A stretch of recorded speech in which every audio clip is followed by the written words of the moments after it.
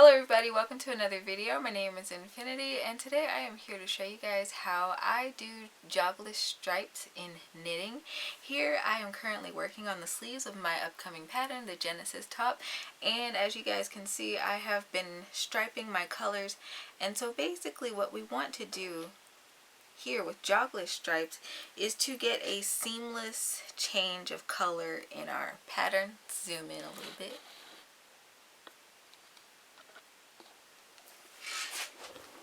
We want to have a more or less seamless area of color change in our project.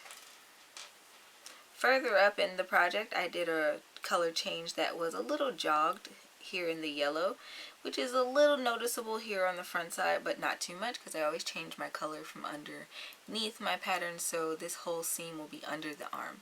Anyway, without further ado, we're going to jump into this tutorial. So jogless stripes are really simple. Here I'm on the last few stitches of my row of black that I'm working on, and I'll be changing my color to this solid red that I've separated from my yarn cake. So I'm going to go ahead and purl all the way up into this last stitch before I get to my stitch marker.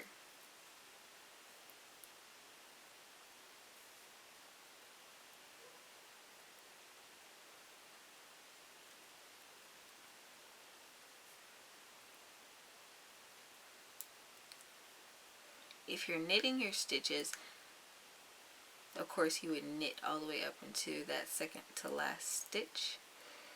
But I'm working my sleeves on the wrong side, so I'm doing all purl stitches in the round.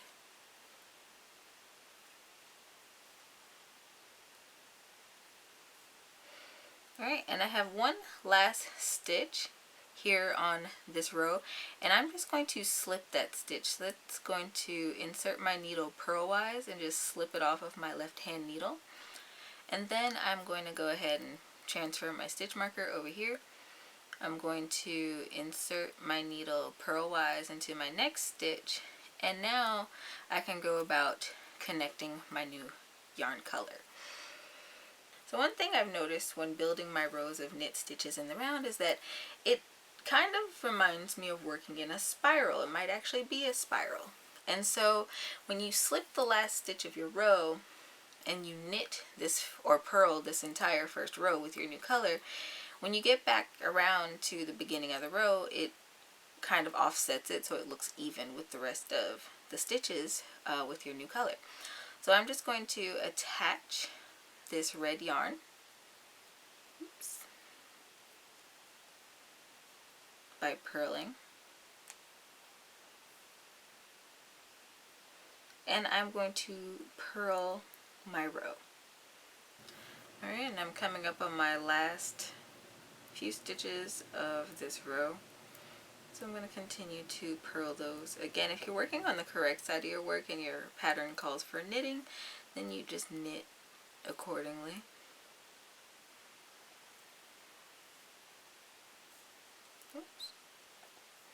Alright, and this time we're actually going to knit that stitch that we slipped from the previous row. And now that makes everything level with each other, so when we prepare to work into our new row, we don't have that ugly unleveled stripe going on. Oops.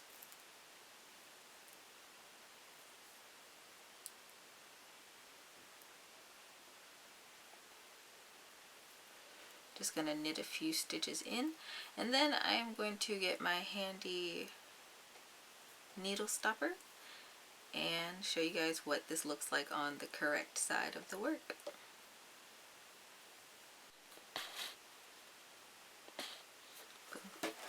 Alright, and this is what my sleeve looks like on the correct side of the work. You guys can see that this is all stockinette stitch. It's been a long work in progress, but here I want to show you guys under the arm here how my seams have lined up. So as I stated before, towards the beginning of the work, I had this really ugly kind of jog here, which is actually not that bad relative to what it could be with a thicker yarn, but it's something that I could definitely tell the difference between. So as I worked down, I did my best to unjog that, and so here it looks like my stripe is more even, and it's even better up here. I switched out my stitch markers and had a better seam going on there. So I hope today's video was helpful for you guys. If so, don't forget to leave this video a thumbs up. You can leave me a comment down below. And also check me out on Instagram. I've been posting with pictures of this project for the last month and a half or so, and I am so close to finishing it, and I can't wait to share the actual pattern for you, which will be available on my blog in the next I don't know, a few months or so. So if you want to keep up with that kind of thing, you can also go over to my blog and sign up for the newsletter, so you guys don't miss out on different project updates as well as pattern tips, tricks, and tutorials. And until next time, guys, happy making.